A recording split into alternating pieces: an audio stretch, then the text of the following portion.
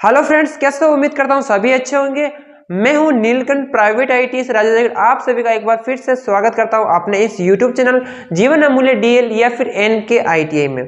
आज जो हमारा वीडियो होने वाला है वो डीसी जनरेटर की कार्यप्रणाली के ऊपर होने वाला है। डीसी जनरेटर किस तरह से वर्क करता है, किस तरह से इसमें विद्युत वाहक बल उत्पन्न होता है और विद्युत वाहक बल की दिशा का पता करने के लिए हम क्या करते हैं और इससे आउटपुट प्राप्त करने के लिए हम किस विधियों का उपयोग करते हैं, ये सभी जानकारी हम आज इस वीडियो में विस्तार से जानने वाले हैं। तो यदि आपको वीडियो अच्छी लगे तो वीडियो को लाइक कर देना है। यदि आप हमारे इस यूट्यूब चैनल पे पहली बार आए हो तो चैनल को सब्सक्राइब करके बेल आइकन दबा देना ताकि आप हमारे साथ हर एक वीडियो के साथ जुड़ सकते हो। चलिए साथियों, हम स्टार्ट कर लेते हैं ये वीडियो को। डीसी जनरेटर में प्रेरित ईएमएफ क्या होता है और किस तरह से वर्क करता है, हम विस्तार से बात करते हैं। यहाँ पर आपको एक डीसी जनरेटर का एक डायग्राम बना हुआ है। यहाँ पे एक एन पोल है और यहाँ पर एस पोल है। दोनों के ऊपर वाइंडिंग की जाती है जिसे हम फील्ड वाइंडिंग कहते हैं। कौन सी वाइंडिंग कहते हैं? Field winding.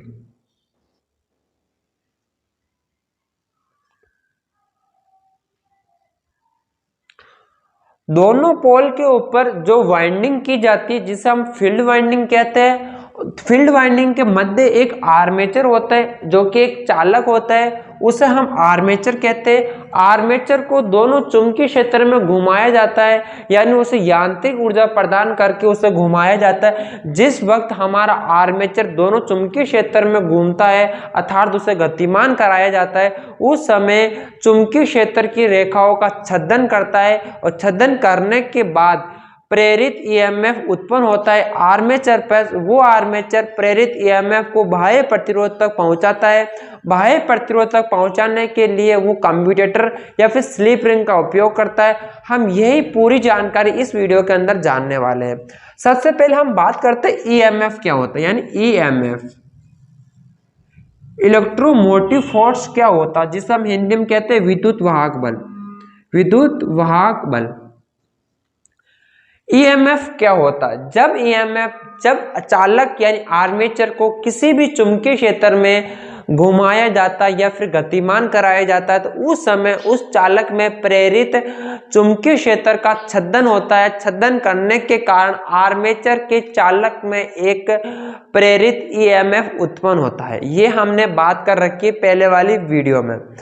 अब जो हमारा ईएमएफ होती है उसकी दिशा हम कैसे पता कर सकते हैं, इसके लिए हमने पहले वाली वीडियो में बात की थी फ्लेमिंग के दाएं हस्त नियम। फ्लेमिंग के दाएं हस्त नियम, हस्त या फिर हाथ का नियम, ये हमने बात कर रखी है। फ्लेमिंग के दाएं हस्त नियम क्या होता है, किस तरह से ये कार्य करता है और किस तरह से ये होने वाला है, एक बार फिर से मैं आपको बता देता हूं। जो आपको जो पोल दे रखे एन पोल और एस पोल है, आपको पता है कि जो एन पोल से जो चुंबकीय क्षेत्र उत्पन्न होता है वो एस पोल की ओर गति करता है। हम कह सकते हैं कि जो एन पोल पर चुंबकीय क्षेत्र उत्पन्न होगा वो एस पोल की ओर गति करेगा, यानी जो इसकी दिशा रहेगी वो एन पोल से होती हुई एस पोल की तरफ रहेगी। क्या रहेगी? एन पोल से होती हुई एस पोल की तरफ इसकी चुंबकीय क्षेत्र की दिशा यानी गति रहेगी। इसके बाद में जो आर्मेचर को जब हम घुमाते हैं उस समय इस आर्मेचर पर एक एमएनए और जीएनए होता है। क्या होता है? एमएनए और जीएनए जो चुंबकीय क्षेत्र के जस्ट 90 डिग्री के अनुसार होता है। चुंबकीय क्षेत्र के 90 डिग्री के अनुसार होता है हमारा एमएनए और जीएनए। जिस वक्त हमारा एन पोल के यहाँ पर जो चुंबकीय क्षेत्र उत्पन्न होगा, जब ये चुंबकीय क्षेत्र यहाँ पर उत्पन्न होगा वो हमारा एन पोल का होगा और जब ये एस पोल के पास चुंबकीय क्षेत्र उत्पन्न होगा वो हमारा एस पोल की ओर होगा। हम कह सकते हैं कि जहाँ हमारा एन पोल है उसके जो चालक है वहां उसको हम क्रॉस से दर्शाते हैं। किससे दर्शाते हैं? क्रॉस से। यानी हम कह सकते हैं कि जहां पे भी क्रॉस है उसका जो प्रेरित ईएमएफ होता है वो अंदर की ओर गति करता है। कहाँ करता है? अंदर की ओर, जो कि हमने फ्लेमिंग के दाएं हस्त नियम पर देख रखा है। जो एस पोल की तरफ जो चालक होते हैं उससे हम डॉट से दर्शाते हैं। डॉट से, तो डॉट वाला जो भी चालक होगा उसमें जो प्रेरित ईएमएफ होगा वो हमारे को बाहर की ओर गति करता है। किसकी ओर गति करता है? बाहर की ओर। अब बाहर की ओर गति कैसे करता है हमने फ्लेमिंग के दाएं हस्त नियम के अनुसार पहले वाली वीडियो में देख रखा।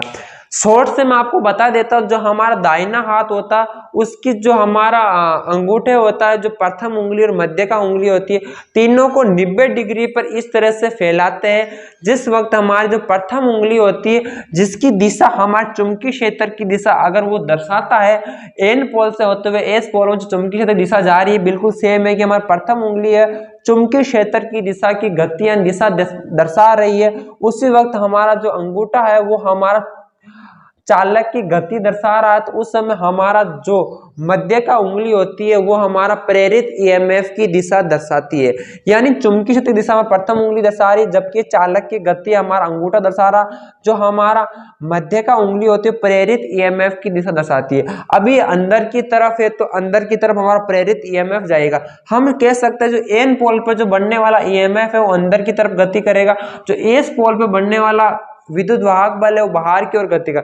जब हमारा चुंबकीय क्षेत्र एन से एस की ओर है तो हम क्या अपने हाथ को इस तरह से फैलाते हैं, चुंबकीय क्षेत्र की दिशा बिल्कुल एस की ओर है और विद्युत वाहक बल की दिशा बाहर की ओर है, चालक की गति नीचे की ओर है, तो हम कह सकते हैं इसमें जो चालक क्या करेगा नीचे की ओर गति करेगा, यहाँ पर चालक ऊपर की ओर गति। जब हमारा चालक इस तरफ से गति करेगा इसका जो घूमने की दिशा होगी कुछ इस तरह से होगी, घड़ी की दिशा में होगी। किस में होगी? घड़ी की दिशा में होगी।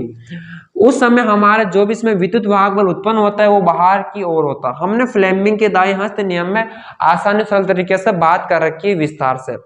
अब हम यहाँ पर जानने वाले हैं कि डीसी जनरेटर की कार्य प्रणाली क्या होती है, किस तरह से इसमें विद्युत वाहक बल उत्पन्न होता है। हमने अभी देखा था कि जो डॉट होते हैं डॉट बाहरी ओर की दर्शाता है, जबकि क्रॉस होता है जो अंदर की ओर चुंबकीय क्षेत्र की दिशा दर्शाता है।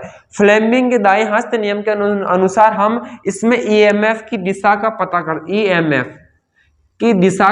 कर सकते हैं।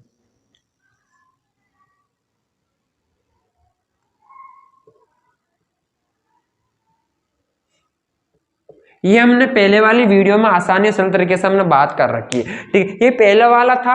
अब हम जानने वाले डीसी जनरेटर कार्य प्रणाली क्या होती है। सेम डीसी जनरेटर इस तरह से कार्य करता है, जब हमारा एमएन जीएनए होता है वो क्या करता है कि फ्लक्स के 90 डिग्री के अनुसार होता है। जिस वक्त हमारा एन पोल की तरफ जितने भी चालक होते हैं उसमें प्रेरित ईएमएफ की दिशा अंदर की ओर गति करेगा, जबकि एस पोल की तरफ में जो बनने वाले जो चालक है उस प्रेरित होने वाला जो ईएमएफ होगा वो बाहर की ओर गति करेगा, ठीक है। ये हमने बात कर रखी है।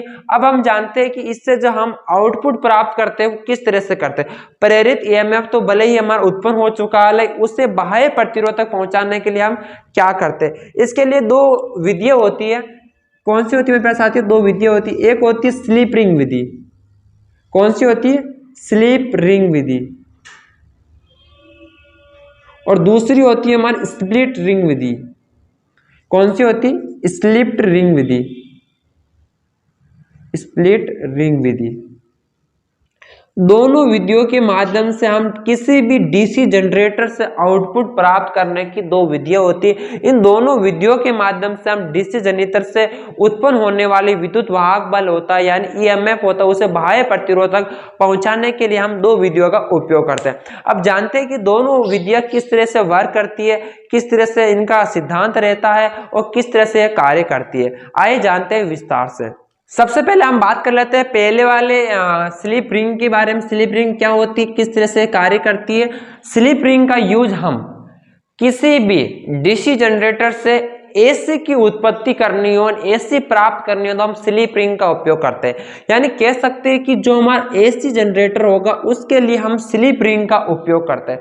यदि आपसे कभी भी कोई भी पूछ ले कि यदि हमारे को डीसी जनरेटर या किसी भी जनरेटर से एसी प्राप्त करना हो तो मुझे क्या करना होगा, तो आप कह सकते हो कि एसी प्राप्त करना है मुझे अधिक डीसी जनरेटर से तो मुझे स्लिप रिंग विधि का प्रयोग करना होगा।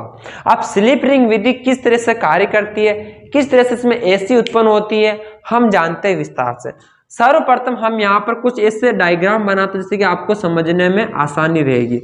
ये हमारा एक आर्मेचर होता है, ठीक है। यह क्या है? एक आर्मेचर। जिस तरह से हमने कुछ इसको इस तरह से बना लिया है, ठीक है। और ये हमारे यहाँ पर एक 90 डिग्री का बना लिया यहाँ पर आर्मेचर। कुछ हमने इसको इस तरह से बनाया है,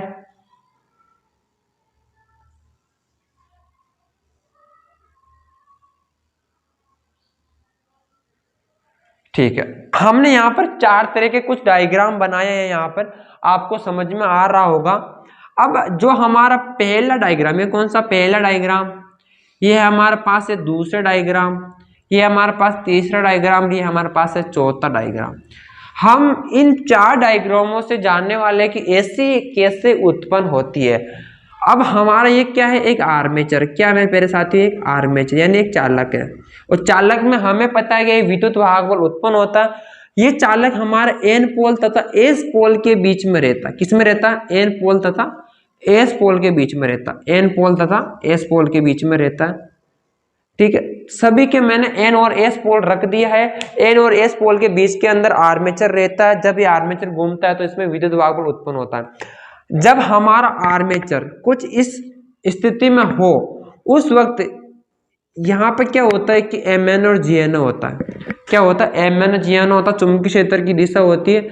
अगर हमारा M N G N 90 degree में है, 90 डिग्री में रहता है, उस समय एन पोल पे बनने वाला चुंबकीय, एन पोल पे बनने वाला जो विद्युत वाहक बल है वो अंदर की तरफ गति करता। हमने पहले ही देखा था कि जो एन पोल पे जो बनने वाला चुंबकीय बनने वाला ईएमएफ यानी विद्युत वाहक बल होता है वो अंदर की ओर गति करता। हमने देखा था कि जो एन पोल की तरफ जितने भी चालक होते हैं उसमें प्रेरित विद्युत वाहक बल की दिशा अंदर की ओर होती है, यानी हमारे प्रेरित विद्युत वाहक बल की दिशा अंदर की ओर है। अब यहाँ हम 2 स्लिप रिंग का उपयोग करते हैं। कितने स्लिप रिंग का उपयोग करेंगे, 2 स्लिप रिंग का उपयोग करेंगे। जिस वक्त हमारा एक कनेक्शन हमारा यहाँ होगा, दूसरा जो वायर होगा वो हमारे दूसरे वाले में होगा। ठीक है, 2 स्लिप रिंग में एक हमारा 1 नंबर स्लिप में होगा तथा दूसरे वाला कनेक्शन हमारा दूसरे नंबर स्लिप रिंग में होने वाला है। जिस वक्त हमारा एन पोल, जिस वक्त हमारा एन पोल पे चुंबकीय क्षेत्र की दिशा अगर ऊपर की ओर गति कर रही है तो हमारी ये क्या करेगी, यहाँ से गति करती हुई 2 नंबर स्लिप रिंग में हमारा प्लस यानी धनात्मक आ जाएगा। क्या आ जाएगा, प्लस यानी धनात्मक आ जाएगा। जिस वक्त हमारा अगर प्लस में 2 नंबर पे धनात्मक है स्लिप रिंग में, तो 1 नंबर स्लिप रिंग में क्या होगा, माइनस हो जाएगा। जैसा ही हम इसको ए और बी सिरा मानते, ए और बी सी डी सिरा मानते, जब ए और बी सिरा एन पोल की तरफ थे तो उसमें अंदर की ओर गति कर रहा था, और जो सी और डी सिरा जब एस पोल की तरफ था तो बाहर की ओर गति करता है, तो उस समय 2 नंबर स्लिप रिंग में प्लस धनात्मक यानी हमारा विद्युत वाहक बल आएगा, और 1 नंबर स्लिप रिंग के अंदर है माइनस और ऋणात्मक विद्युत वाहक बल आएगा। जब हमारा आर्मेचर होता है, जब क्या अभी ये कौन सी स्थिति में, बिल्कुल सीधा है यानी 180 डिग्री में। जब आर्मेचर कुछ इस टाइप से घूमता है, कुछ इस टाइप से जब हमारा आर्मेचर घूमता है, आर्मेचर घूमने के बाद वो अपने एक 90 डिग्री में आ जाता है। किस में आ जाता है, 90 डिग्री में आ जाता है। यानी तीसरे नंबर का जो डायग्राम है उसकी स्थिति में यदि हमारा आर्मेचर पूर्ण रूप से 90 डिग्री पर आ जाता है, जैसे कि वो 90 डिग्री पर आता है तो ऊपर वाला भाग हमारे एस की तरफ गति करेगा, नीचे वाला भाग है जो एन की तरफ गति करेगा। यानी जो हमारा ए और बी सिरा है 90 डिग्री पर आएगा तो सी और डी है तो निचले तरफ से 90 डिग्री पर आएगा। जिस वक्त हमारा ए और बी सिरा 90 डिग्री से होते हुए आगे की ओर गति करता है यानी एस पोल की तरफ गति करता है, तो उसमें प्रेरित ईएमएफ की दिशा क्या होगी, बाहर की ओर हो जाएगी। यानी जो भी हमारे एस की तरफ में गति करता है चालक, तो उसमें प्रेरित ईएमएफ क्या होता है, बाहर की ओर गति होता है। जैसे अभी हमारा ये जो बुक है वो एक 180 डिग्री पर रखी हुई, जैसे कि हमारा आर्मेचर है ये घूमता है। आर्मेचर क्या होता है, जैसे कि आर्मेचर अभी हमारा घूम रहा है, घूमते ही जैसे 90 डिग्री में आता है, 90 डिग्री के बाद जैसे ही आगे की ओर गति करता है तो एस पोल में जो बनने वाला चुंबकीय फ्लक्स है वो बाहर की ओर गति करता है, और ये अंदर की तरफ जो बनने वाले जो विद्युत वाहक बल है वो अंदर की ओर गति करता है। ये हमने इसमें पहले देखा था, प्रैक्टिकल माध्यम से आपको मैंने बता दिया बुक से माध्यम किस तरह से आर्मेचर गति करता है। अब इसके बाद ए और बी का जो सिरा है उसमें विद्युत वाहक बल है, क्या हो रहा है कि ये अंदर की ओर गति कर रहा है। अगर हम इसमें ए और बी सिरा मानते हैं, क्या मानते हैं, ए और बी सिरा, हम यहां पर डायग्राम बना लेते हैं वापिस से नया।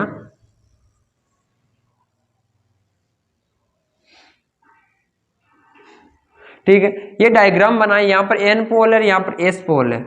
जिस वक्त हमारा ए और बी सिरा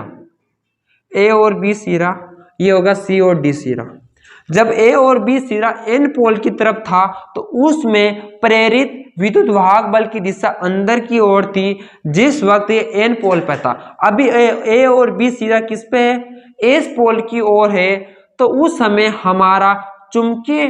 हमारा विद्युत वाहक बल की दिशा क्या होगी, बाहर की ओर होगी। क्या होगी, बाहर की ओर होगी। आप मुझे बताइए कि ए और बी का सिरा जब एन पोल की तरफ था तो उस समय अंदर की ओर गति हो रही थी, जैसा कि ये हमारा एस पोल की ओर आता है तो ये बाहर की ओर गति हो जाती है। यानी हम कह सकते हैं कि जिस वक्त हमारा आर्मेचर एक 90 डिग्री में आता है तो उस समय उसमें प्रेरित ईएमएफ की दिशा क्या होती है, चेंज हो जाती है। जैसे कि 90 डिग्री के तुरंत बाद आगे की तरफ ये बढ़ता है तो उसमें प्रेरित ईएमएफ की दिशा क्या होती है, चेंज हो जाती है। अब जिस वक्त हमारा एस पोल था, उस सी और डी जब एस पोल पर था तो उसमें प्रेरित ईएमएफ की दिशा बाहर की ओर गति कर रही, कहां कर रही थी, बाहर की ओर गति कर रही थी। लेकिन अभी ये स्थिति कहां पर आ रही, एन पोल की तरफ आ रही है। तो एन पोल में जब हमारा सी और डी सिरा है तो क्या करता है कि एन पोल पे अंदर की ओर गति करता है। क्या करता है, अंदर की ओर गति करता है, क्योंकि फ्लेमिंग के दाएं हस्त नियम के अनुसार ये विद्युत वाहक बल की दिशा होती है, वो प्रेरित होती है, विद्युत वाहक बल की दिशा होती है। जैसे 90 डिग्री का क्रॉस करने के बाद जो अगले वाला पोल जो भी आता है उसके अनुसार उसमें प्रेरित ईएमएफ की दिशा क्या होती है, चेंज हो जाती है। ठीक है, अब जानते हैं कि दूसरे नंबर डायग्राम के अनुसार जब हमारा ए और बी सिरा था और सी और डी सिरा था, जिस वक्त एन पोल में था तो अंदर की तरफ गति कर रहा था, जो एस पोल पे था तो बाहर की ओर गति कर रहा था। यहाँ पर दो स्लिप रिंग लगती हुई हमारे एक सर्किट को पूर्ण करती है। जब ये 90 डिग्री पर आने के बाद अपनी दिशा को परिवर्तित कर देती है, उसके बाद अगर हमारा सिरा यहाँ पे या एन पोल पर सी और डी हो जाता, सी और डी हो जाता है, एन पोल पे ए और बी हो जाता है, उस समय इसे प्रेरित ईएमएफ की दिशा चेंज हो जाती है। जिस वक्त हमारा 2 नंबर स्लिप रिंग में अगर धनात्मक विद्युत वाहक बल था तो 1 नंबर स्लिप रिंग में हमारा क्या था, माइनस था। जिस वक्त जैसे कि इसमें दिशा चेंज हुई, जैसे कि इसमें दिशा चेंज होती है। अब बात करते हैं दिशा कैसे चेंज हो रही थी और इसमें स्लिप रिंग में क्या प्रभाव पड़ रहा था। स्लिप नंबर 2 और स्लिप रिंग नंबर 1, इसमें पहले प्लस था, इसमें पहले माइनस था। ठीक है, जैसे कि 90 डिग्री के तुरंत आने के बाद इसमें क्या होता है, माइनस उत्पन्न हो जाता है। तो हम कह सकते हैं कि जब हमारा ए और बी सिरा जब स्लिप नंबर 2 में अगर प्लस था तो उस वक्त हमारे 1 नंबर में माइनस था। जिस वक्त स्लिप रिंग में एक नंबर स्लिप रिंग में अगर माइनस था तो उस समय स्लिप नंबर 2 में प्लस था। अगर जिस वक्त प्लस था तो उसके अगली बार माइनस होगा, जिस बार माइनस होगा तो उसकी बार अगले प्लस होगा। हमने देखा था जब प्लस और माइनस होता तो वो कौन सा एसी धारा होती, कौन सी धारा होती, एसी धारा होती। इस तरह से हम क्या करते हैं, स्लिप रिंग का उपयोग करते हैं। अब 2 लाइन हम लिख लेते हैं किस तरह से ये कार्य करता है। जब आप इसको समझोगे तभी आपको समझ में आ पाएगा, अन्यथा आपको कुछ भी समझ में नहीं आ पाएगा। एन पोल पे आएगा तो कौन सा प्रेरित विद्युत वाहक बल उत्पन्न होगा, अंदर की ओर गति करेगा या बाहर की ओर गति करेगा, ये आपको समझने पड़ेगा। सर्वप्रथम बात करते हैं यहाँ पर 1 नंबर पॉइंट के बारे में। स्लिप रिंग विधि में एसी धारा की प्राप्ति की जा सकती है। स्लिप रिंग विधि से हम एसी यानी विद्युत धारा क्या होती है, 2 3 एसी डीसी होती है। स्लिप रिंग विधि से हम एसी उपयोग करते हैं, एसी उपयोग में ले जाती है, एसी उत्पन्न की जा सकती है, इसके लिए हम स्लिप रिंग का उपयोग करते हैं। अब बात करते हैं 2 नंबर पॉइंट के बारे में कि 2 स्लिप रिंग का उपयोग किया जाता है। इस विधि में 2 स्लिप रिंग का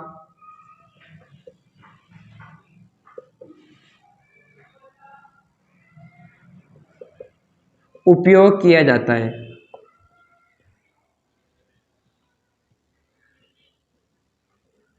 ठीक है, इसके बाद अगला पॉइंट होता है कि जब हमारा एन पोल पे जो चालक होते हैं, एन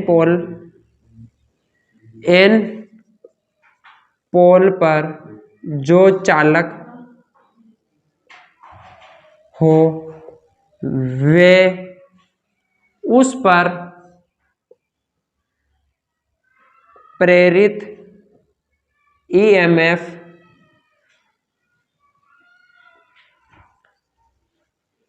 अंदर की ओर गति करता है तथा जो चालक एस पोल की ओर हो वह बाहर की ओर गति करता है, बाहर की ओर गति करता है। ठीक है, इसके बाद अगला पॉइंट है हमारे यहाँ पे, जब आर्मेचर यानी चालक 90 डिग्री के बाद अपनी विद्युत धारा की दिशा या चुंबकीय क्षेत्र की दिशा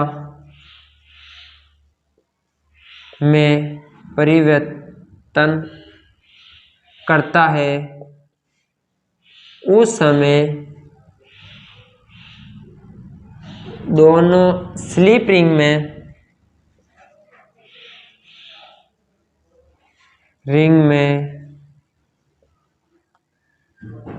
प्लस व माइनस धारा उत्पन्न होती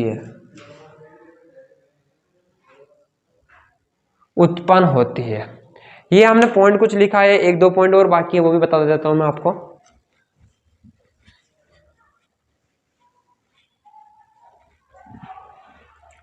अगला पॉइंट है इसके अंदर, जब स्लिप रिंग 1 में प्लस हो उसी समय स्लिप रिंग 2 में माइनस यानी ऋणात्मक विद्युत वाहक बल होगा। जिस वक्त आप जानते हैं कि हम दोनों स्लिप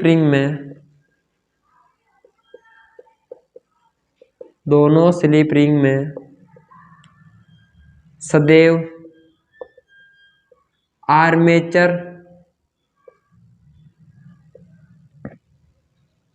के चुंबकीय क्षेत्र में चुंबकीय क्षेत्र व दिशा में परिवर्तन के साथ साथ प्रेरित विद्युत वाहक बल यानी ईएमएफ भी परिवर्तन होता है। यानी जब हमारा प्लस था उसमें माइनस था, तो जैसे ही आर्मेचर की दिशा परिवर्तित होती है, यानी जो हम आर्मेचर के जो फ्लक्स की दिशा जो एन पोल की तरफ जाती है, तो उस समय प्लस की जगह माइनस होता है और माइनस की जगह प्लस हो जाता है। जैसे अगला चक्कर काटते तो उस समय प्लस की जगह माइनस हो जाएगा, माइनस की जगह प्लस हो जाएगा। इस तरह से राउंडिंग चलती रहती है। जब प्लस और माइनस उत्पन्न होता है उसको हम एसी धारा कहते हैं। ठीक, एसी धारा हम कहते हैं। इसके बाद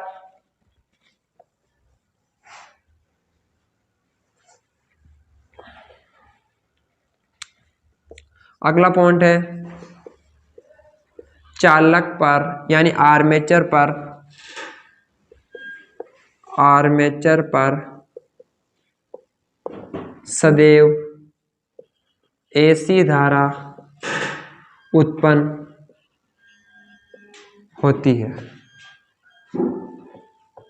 ठीक है, अगला पॉइंट है इसमें, एसी को बाह्य प्रतिरोध या फिर लोड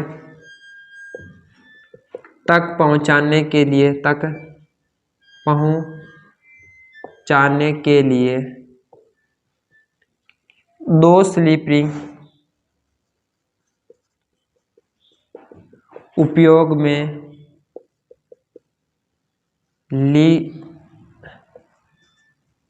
ली जाती है।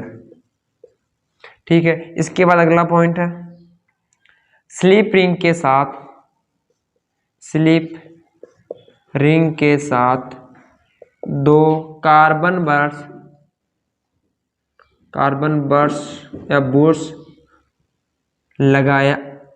बर्स को लगाया जाता है,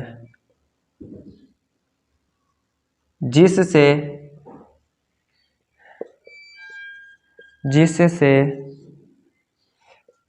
विद्युत वाहक बल को बाहर या फिर आउटपुट प्राप्त किया जाता है। जो भी मैंने 5, 7, 8 पॉइंट आपको लिखवाए ये बहुत ही इंपॉर्टेंट है। ये चीज़ें जब आपको याद होगी तो आपको ये जो डायग्राम ने जो मैंने आपको सिंबल के थ्रू बताया था आपको तुरंत समझ में आ जाएगा।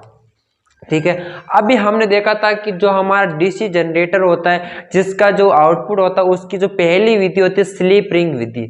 स्लिप रिंग विधि किस तरह से कार्य करती है, उसमें कौन सा स्वभाव वाला करंट उत्पन्न होता है, कौन सा विद्युत वाहक उत्पन्न होता है, किस तरह से होता है, वो अपनी दिशा कैसे परिवर्तित करता है, एसी डीसी कैसे बनती है, कैसे प्लस होता है, कैसे माइनस होता है, प्लस की जगह माइनस कैसे आ रहा, माइनस की जगह प्लस कैसे आ रहा, किस स्वभाव का होने वाला, धनात्मक ऋणात्मक, पूरी जानकारी मैंने आपको विस्तार से बता दी है स्लिप रिंग के बारे में। अब हम जानने वाले हैं दूसरे भाग यानी दूसरी विधि के बारे में जिसका नाम स्प्लिट रिंग विधि। कौन सा है? स्प्लिट रिंग विधि। अब दूसरे जो भी हमारी विधि होती है कौन सी होती है? स्प्लिट रिंग विधि। स्प्लिट रिंग विधि जिसे हम कम्यूटेटर विधि भी कहते हैं। क्या कहते हैं? कम्यूटेटर विधि भी कहा जाता है। इस विधि से माध्यम से हम क्या करते हैं कि डीसी उत्पन्न करने के लिए हम इस विधि का उपयोग करते हैं। स्लिप रिंग से हम एसी उत्पन्न करते हैं, जबकि हम स्प्लिट रिंग विधि होती उससे हम डीसी प्राप्त करने के लिए हम दूसरे नंबर की विधि का हम उपयोग करते हैं। अब डीसी की उत्पत्ति के लिए किस तरह से वर्क करता है, इसके लिए हमें क्या लगाना पड़ता है, वो हम जानने वाले हैं। जब हमने स्लिप रिंग में 2 स्लिप रिंग का उपयोग किया था, लेकिन हम स्प्लिट रिंग के अंदर 1 स्लिप रिंग का उपयोग करेंगे। किसका करेंगे मेरे प्यारे साथियों? 1 स्लिप रिंग का उपयोग करेंगे। ये हमारे पास क्या एक स्लिप रिंग है, 1 स्लिप रिंग का हम उपयोग करेंगे, लेकिन इस स्लिप रिंग को बीच में से इस तरह से इसको काटा जाता है जो कि 2 भागों के अंदर बट जाती है। कितने भागों में बट जाती है? 2 भागों में। एक भाग को मैं रेड कर देता हूं और दूसरे भाग को मैं ब्लैक कर देता हूं। ठीक है, एक भाग को मैंने रेड कर दिया। स्लिप रिंग केवल एक है, लेकिन उसको बीच में से इस तरह से काटा जाता है कि ये 2 भागों में परिवर्तित हो जाए और हमारे को 2 भाग इसमें देखने को मिल सकता है। एक को मैंने रेड कर दिया और दूसरे को मैंने ब्लैक कर दिया है। डीसी उत्पन्न करने के लिए हम 1 स्लिप रिंग का उपयोग करते हैं। उस स्लिप रिंग को हम बीच में से इस तरह से काटा जाता है जिससे कि वो 2 भागों में बट जाती है। ठीक है, ये हमने 2 भाग बना दिया, एक रेड एक ब्लैक। जब हमारा विद्युत वाहक बल उत्पन्न होता है कौन सा होता है? एसी स्वभाव का होता है। लेकिन इस स्लिप रिंग को हम क्या करते हैं कि दोनों को दोनों से ज्वाइंट करते हैं, दोनों को दोनों से ज्वाइंट कर देते हैं, दोनों भागों को दोनों स्लिप रिंग के टुकड़ों से, जिससे हम 1 नंबर तथा 2 नंबर कह सकते हैं। 1 नंबर इसको 1 या 2 भी नहीं कह सकते, हम कहेंगे 1 A1 और A2, क्योंकि एक ही स्लिप रिंग के हमने 2 टुकड़े बनाए इसलिए A1 A2 हमने नाम दिया है। जिस वक्त हमारा आर्मेचर एक सरल रेखा या फिर 90 डिग्री पर होता है उस समय प्रेरित ईएमएफ की दिशा आपको पता है एन पोल पे रहती है, तो कौन सी रहती है? अंदर की ओर रहती है। जब एस पोल पर जो होता है जो बाहर की ओर गति करता है, इस तरह से हमारा एक सर्किट होता है वो पूरा होता है। और इसके साथ में कार्बन बर्स भी लगाया जाता है। क्या लगाया जाता है? कार्बन बर्स भी लगाया जाता है, जिससे हम लोड तक हम क्या करते हैं कि सप्लाई ले जाते हैं लोड तक। क्या करते हैं? लोड तक हम क्या करते हैं? सप्लाई ले जाते हैं। जब हमारा आर्मेचर गति करता है उस समय जैसा कि ये हमारा पॉइंट नीचे की तरफ आता है, नीचे की तरफ आने के बाद इसमें क्या होता है कि दिशा परिवर्तित हो जाती है। क्या होती है? दिशा परिवर्तित हो जाती है।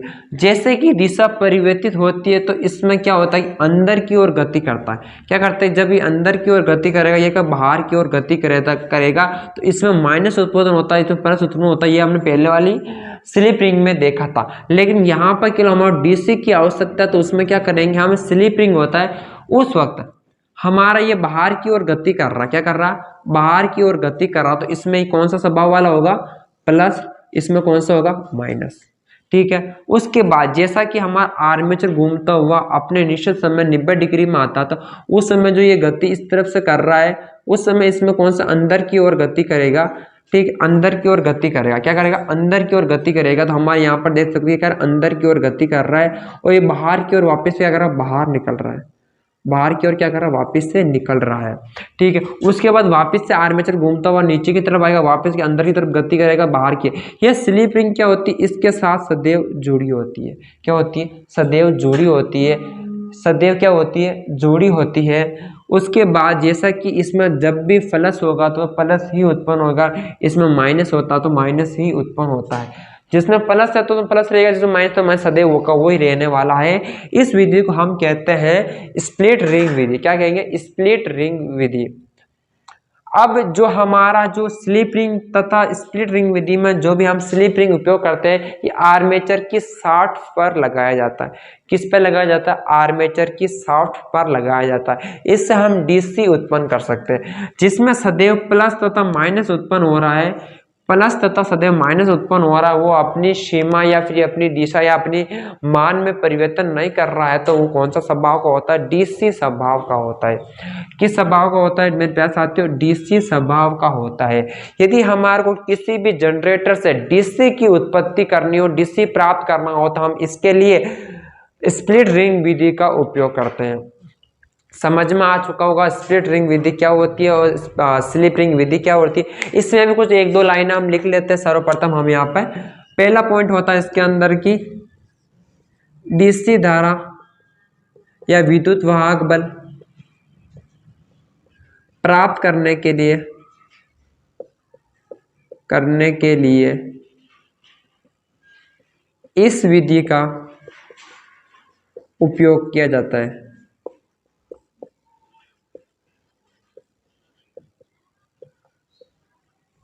और दूसरा होता है कि हम इसमें एक स्लिप रिंग के स्थान पर दो स्लिप रिंग के स्थान पर एक स्लिप रिंग को ही संयोजित करते हैं जिसे कुछ इस प्रकार से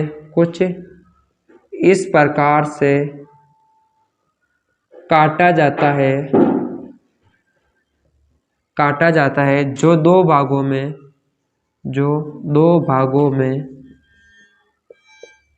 बट जाती है। एक और पॉइंट लिख लेते हैं हम। यदि दोनों भागों में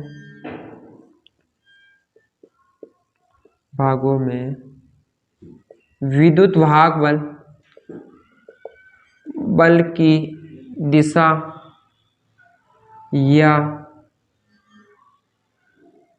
या मान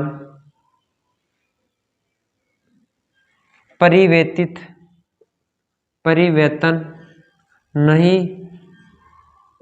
होता उस स्थिति में